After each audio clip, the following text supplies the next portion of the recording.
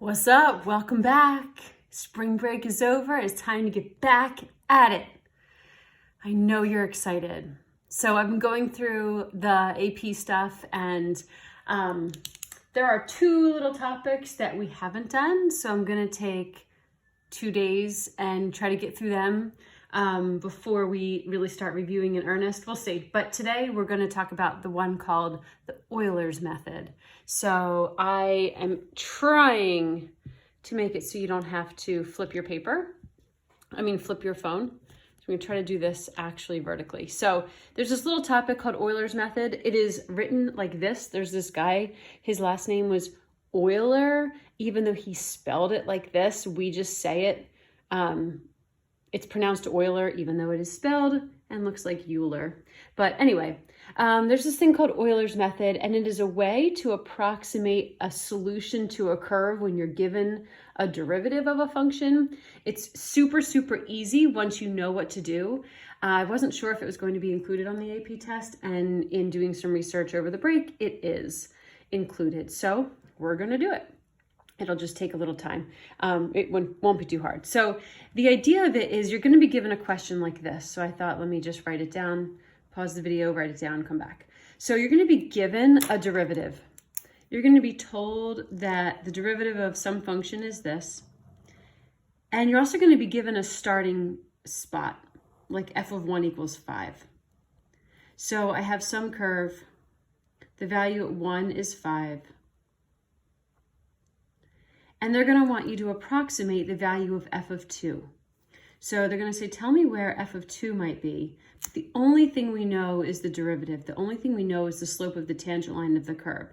We have no clue if the curve goes like this, if the curve goes like this, if the curve goes whatever. We don't know. And we cannot take the antiderivative of this to find out. We haven't really reviewed antiderivatives yet, so it's been a second since we've done them, but this would be one of those where you'd have to separate the variables in order to take the antiderivative of each side. And that won't be possible. Once you got the dx up here, you won't be able to separate the y's and the dy's from the x's and dx's. So this is not something you would be able to find out. Like, hey, let's just find out what f of x equals, and then we can find out what f of 2 is. Sorry, it doesn't work that way. Sorry, I couldn't see the whole question. So the question is, here's what the derivative is. We know that f of 1 is 5. Tell me what f of 2 is, or at least give me an approximation of what f of 2 is using this thing that we call Euler's method. The other thing they have to tell us is they have to tell us what the step size is. So this makes no sense to you yet, but here's the basic idea. So Euler's method is a method used to approximate a value of f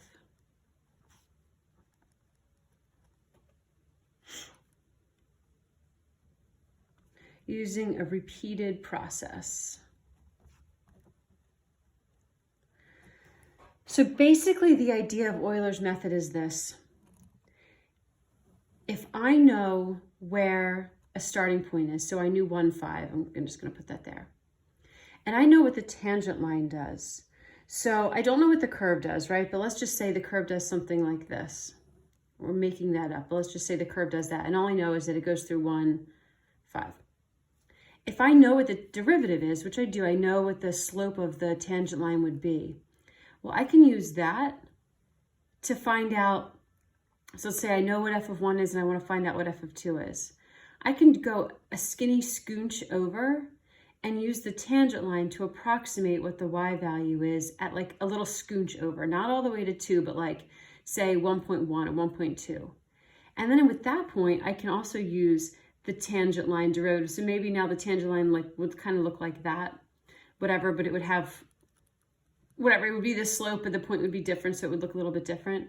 And then that's going to be pretty close, and then that's going to give me, maybe I move a little scooch over more, and now I have another point, and I look at the derivative there. And anyway, I end up with an approximation that's really close to the approximation at 2.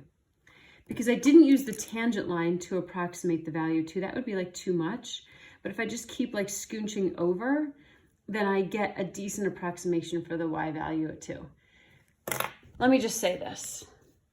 This method is stupid and no one uses it anymore because it's really pretty pointless, but they want you to know it's kind of like slope fields. Like slope fields are pretty pointless. This is an old school way to figure out what the y value is of a function when I can't take an antiderivative. So since there's so much we can't take antiderivatives of, this is like an old school way to do it. Okay, if you just tuned in right now and got rid of all the other stuff, here's what you actually need to know.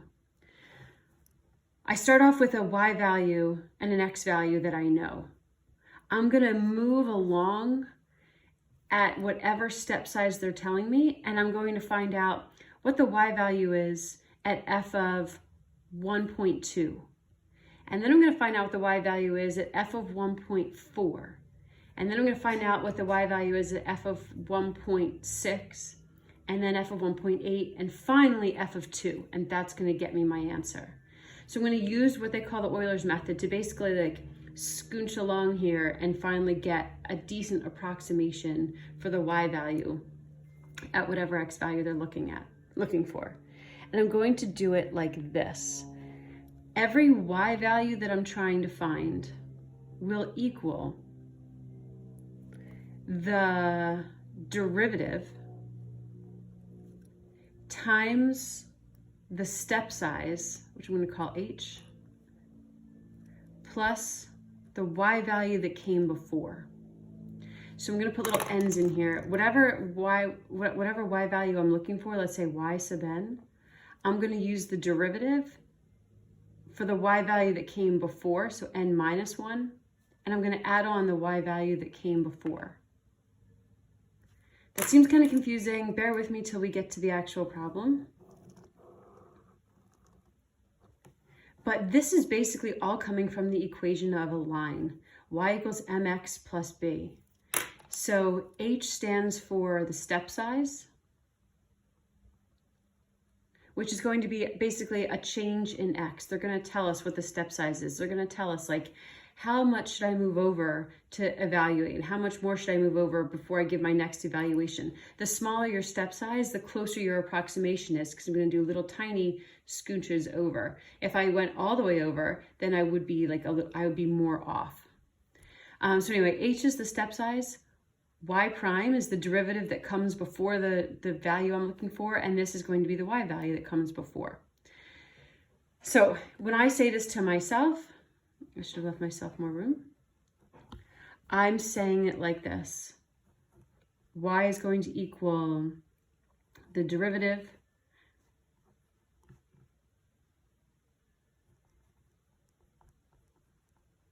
that came before times the step size. This will be the same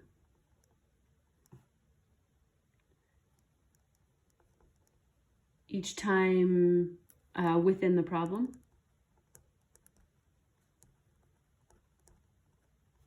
And this y will be the y that came before.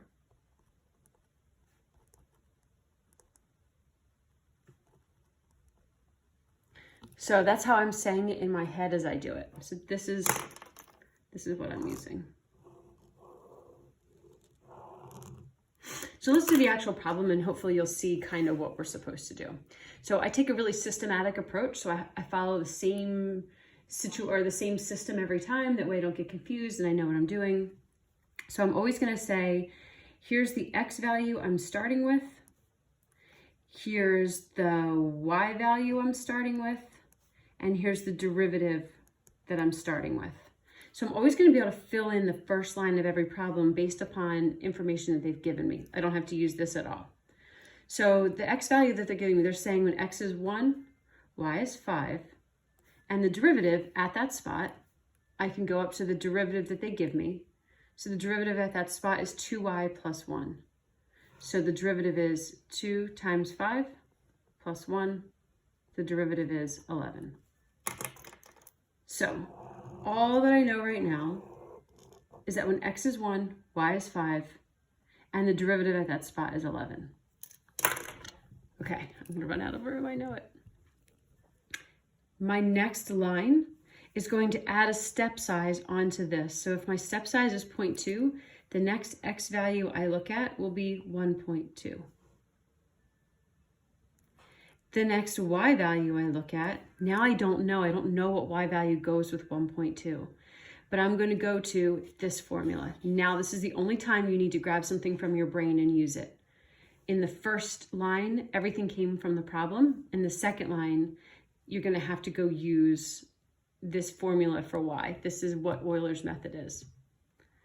So to find this subsequent y value, because I wasn't given what y value goes with 1.2, I only have the y value that goes with 1. I have to use this. So I have to use the derivative that came before. So that's 11 times the step size plus the y value that came before. That's 5. That's doing Euler's method. That's performing one step of Euler's method. We're going to do this over and over again until we get to the x value that we're looking for. So we're looking for an x value of, they want f of 2. So since I'm looking for an x value of 2, I've got to keep doing this until I get to an x value of 2. So I'm going to fill in the rest of this line. Let's actually do this. I really don't feel like multiplying 0.2 times 11, but oh my gosh, I'm going to feel really stupid. So 11 times 0.2 is 2.2, right? So this is 2.2 plus 5. So this is 7.2. Oops.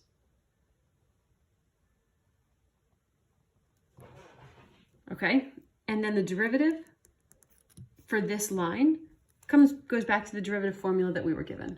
So I was given that the derivative at any point is 2y plus 1. So this derivative is 2 times y plus 1. So 2 times 7.2 plus 1. So 2 times 7.2 plus 1. So 14.4 plus 1, 15.4. Okay, second line, done. Next line, go back to here. So if this was an x value of 1.2, my next line is an x value of 1.4. My y value, again, is going to be from the method itself.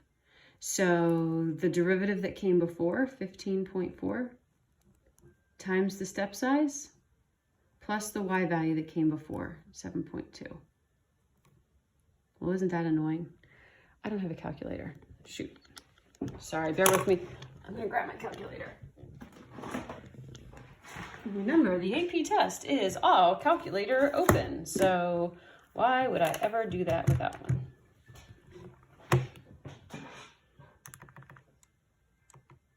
Why did I even do that? Who cares? Okay, 15.4 times 0.2 plus 7.2. Okay, so there's the y value, and now I got to get y prime. Again, y prime comes from the derivative that they gave me, 2 times y plus 1. So 2 times 10.28 plus 1, 21.56.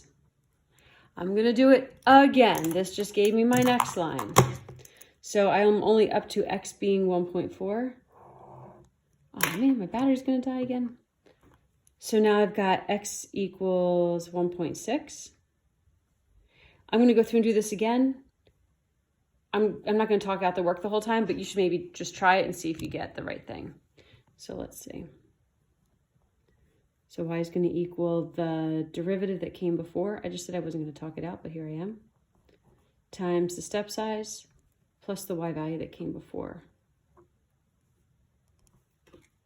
21.56 times 0.2 plus 10.28.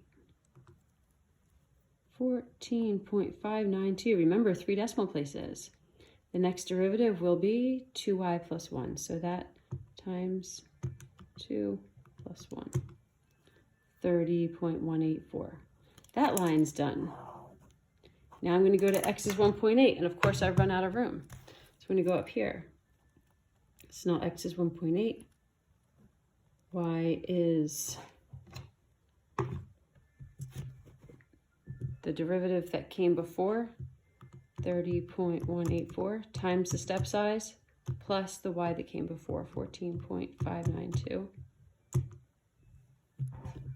I got 20.6288. Y prime goes back to here. 42.2576. All right, we're almost done. My next step is add 0.2 onto this. Now I've got 2. Yay, that's the x that's the x I want. I want the y that goes with it. So here we go, Euler it up. So the derivative times 0.2 plus the y value that came before.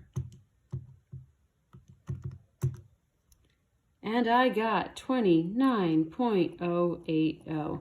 That is my final answer. I can stop there because the whole problem wanted what is the y value when x is 2. So I don't have to go find the derivative. I only need that derivative to like continue along in the steps. This is the final answer. What a pain in the neck. So most problems don't require you to go that many steps. This was 1, 2, 3, 4, 5 steps. Usually you only have to do like 2. So let's practice a couple, shall we?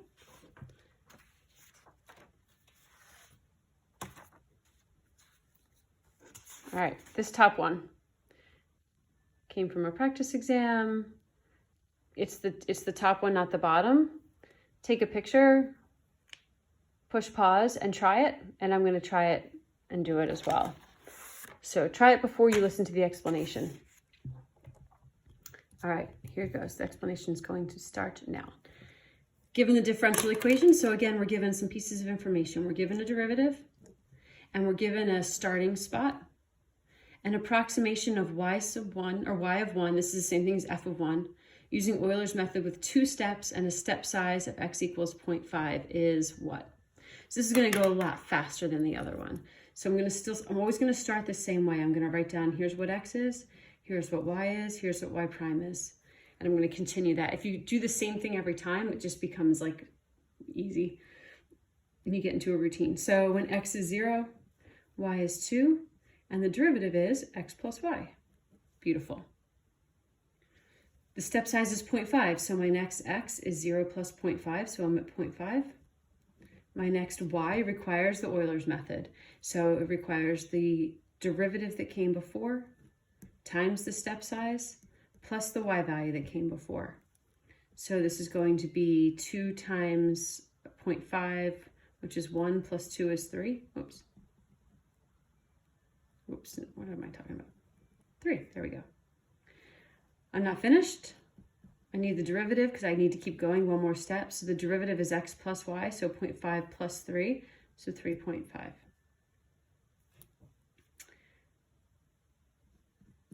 Do it again. Add 0.5 onto this, I get 1. The y value then is the derivative that came before times the step size plus the y value that came before. So I really don't feel like doing this math. Whatever. What's 3.5 times 0.5? So 3.5 is 7 halves times 1 half. So 7 fourths plus 3. So some of this is 1 and 3/4 plus 3. So 4 and 3/4. Oh, they have it like that. I didn't even look. 16. So 19/4. There we go. So now that I got to this y value, I don't need the derivative. This is the only thing I needed was whatever this y value was evaluated with only 2 step sizes, blah, blah, blah. So there we go, 19/4. The other way you could see this is with a table. So here's an example of that.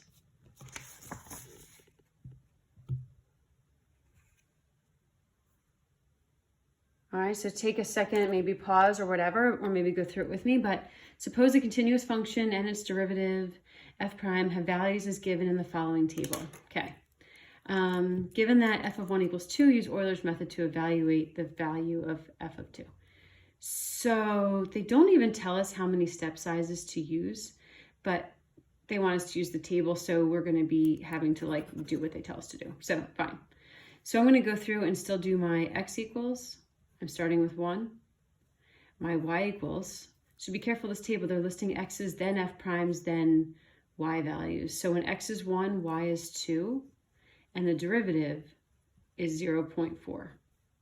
Okay, when x is 1, y is 2, and the derivative is 0.4. I want to get all the way to where x is 2 and be able to fill in what the y value is. So here we go. Add 0.5. So when x is 1.5, what's the y value? The y value is the derivative from the previous step times the step size plus the y value from the previous step. So 0.4 times 0.5, so that's 4/10 times a half. That's a fifth, so this is going to be 2 1/5, so 2.2. The derivative is kind of weird. I don't have a formula for the derivative here, but I have a table. So using the table, the derivative at 1.5, they actually give us. The derivative is 0.6. So there's nothing to calculate there. All right, next step, add on 0.5, so x is 2. Yippee, I'm almost done. So the y value is the derivative that came before times the step size plus the y value that came before. This is going to be easier to do with. So 0.5 times 0.6 is 0.3. I really freaking hate fractions and decimals. 0.6 times 0.5. Right, we get 30 and we move over 2 spots. Yeah, 0.3. Okay, plus 2.2, we get 2.5. So there's my answer. There's the y value that we estimate when x is 2 using Euler's method. So there you go. There's the Euler's method. I'm going to assign a Khan Academy on it so that you practice and get a little bit of work. Maybe I can try one more tomorrow, but I hope you had fun and